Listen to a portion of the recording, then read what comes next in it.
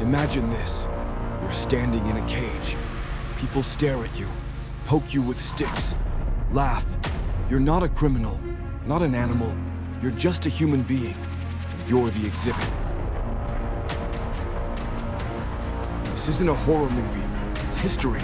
Hundreds of years ago, in the zoos of Europe and America, humans were displayed. Africans, Asians, Native Americans, Indigenous Australians. They sat in cages, like beasts. They were stared at, photographed, poked with sticks. Millions came to laugh at the savages.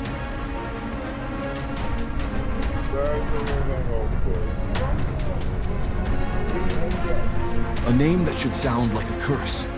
Karl Hagenbeck, Germany, 1874.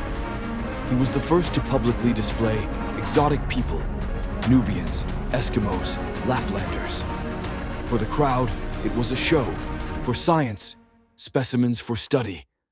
Humans were labeled as exhibits, and it quickly became a business.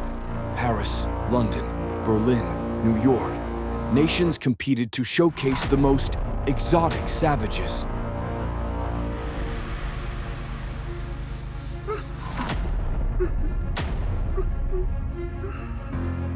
Most victims were lured by lies.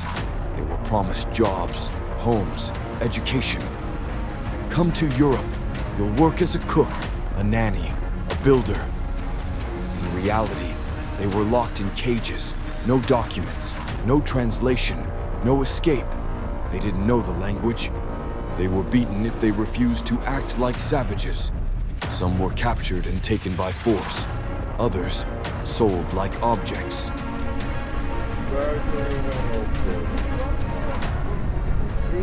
You're a mother. Your baby is placed in a wooden hut next to a sign. Aborigine with offspring. Visitors bang on the glass, throw bananas, spit. One child cries, crowd laughs. Another doesn't get up. He's kicked with a stick through the bars. This isn't fiction. This was a human zoo in Belgium. 1958. Children were given special sticks to poke living people. Women cried. Men were forced to dance. Those who refused were left without food or whipped. In some zoos, women were forbidden from wearing clothes to display their natural savagery. They were forced to breastfeed in front of crowds. The story of Ota Benga, 1906, New York. Ota Benga, an African pygmy from Congo, 23 years old. He was locked in a cage, in a zoo, in a cage, with monkeys. He mimicked, showed his teeth, made survival easier. Years later, he shot himself in the chest. He no longer wanted to be a curiosity for white people.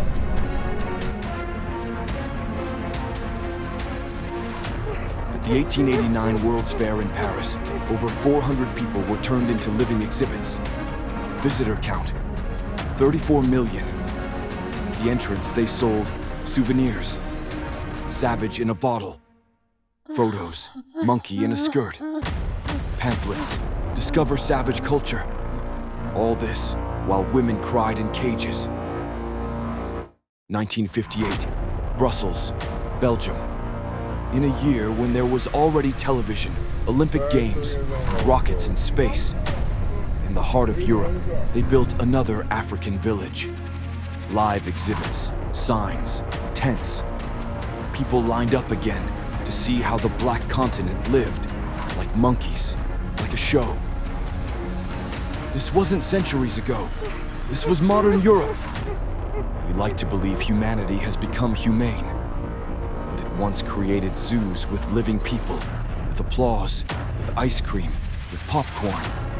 We must remember, because if we don't, it will return in another form, wearing a different mask. This isn't a zoo. This is a mirror.